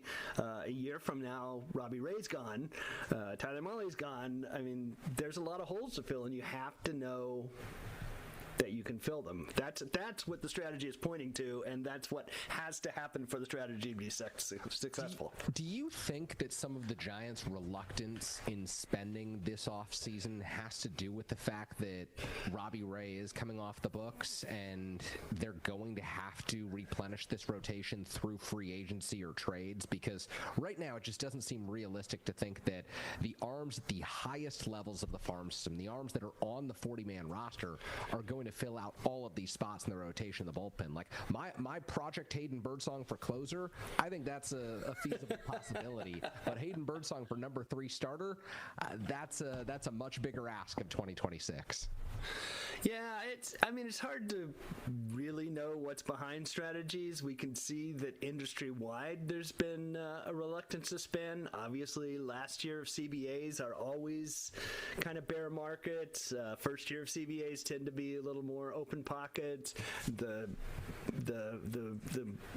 end of RSNs has got to be part of this. I'm sure there's a lot of things behind this, and something we've talked about a few times, that maybe they just don't like the players at the price level in this market. But I will say the next few markets don't look all that much better. Kyle Tucker and Bo Bichette are as good as anything you're going to see on the free agent market on the hitting side. There is, of course, going to be one extremely talented pitcher on the pitching side next year. But I don't know that we can imagine this ownership group is going to pay $300 million or whatever it is that Tarek Skubal is going to be asking for. I was going to say 5 years, $500 million deal with the Dodgers for Tarek Skubal. That seems to be what the market is this year, right? Because Bo Bichette just did the same thing. I don't know what his annual is, but it was like 4 years at 130, right? I think he ultimately got 3 for 126 from the Mets. So you're looking at $42 million a season for Bo Bichette at that rate, which is just unbelievable to think about. Now, I do wonder, Roger, like, a couple years ago, when the Giants were courting Bryce Harper, it was going to be a 10 to 13-year deal. I think the Giants were at 10 years. I think the Phillies went 13 for $330 with the no-trade clause. When Manny Machado signed his deal, it was something like 13 for $310 that offseason. Aaron Judge got a ton of years on his contract. And now we've seen this offseason the deal for Kyle Tucker be 4 years, massive average annual value. Bo Bichette, 3 years, massive average annual value, highest ever given to an infielder. I wonder if, like, the Giants in-between period of Willie Adames at 7 years, $182 million, Matt Chapman at 6 years, $151, Rafael Devers acquiring him with 8.5 left at $250, if that will either look really good in a few years or look really bad in a few years based on the way that the industry is trending, because they very much did sign players in this in-between period. No, absolutely. I mean, the other thing I find myself wondering, and I don't want to take us down the CBA path, because you could get lost in that thicket. But when you see these clubs really jacking up the AAV so that they're beyond the third apron or fourth apron, how many levels there are, I mean, they're building in a situation where if you bring in a cap, there's got to be this stair stepping, right? Because you're not going to take away players who are already on teams' payroll. So it's like they're jacking it way up in the short term on the theory that they're almost protecting their assets in that way. All right, we're going to cut things off right there. I want to thank Roger for joining today's show and, of course, for continuing to tape these K-Raj podcasts with me. We love getting together during the course of the offseason and during the Giants' regular season. There is no one better on Giants prospects than Roger. You can read his great work at therearegiants.com. He writes a tremendous, informative, detailed, in-depth Substack, and I would encourage any of you going down to San Jose today for Giants Fan Fest for stop one on this 4-stop tour to please subscribe to Roger's Substack. He does such great work. So the Giants Fan Fest in San Jose happening right now. It kicked off at noon. We will come back and wrap things up. We've got to pass things off to our Niner guys later on. Very much looking forward to hearing from Adam Copeland, John Dickinson, and the whole crew on 49ers pregame ahead of tonight's matchup with the Seattle Seahawks. But right now we will continue this special bonus edition of Giants Warm-Up right here on KNBR 104.5 680, the sports leader.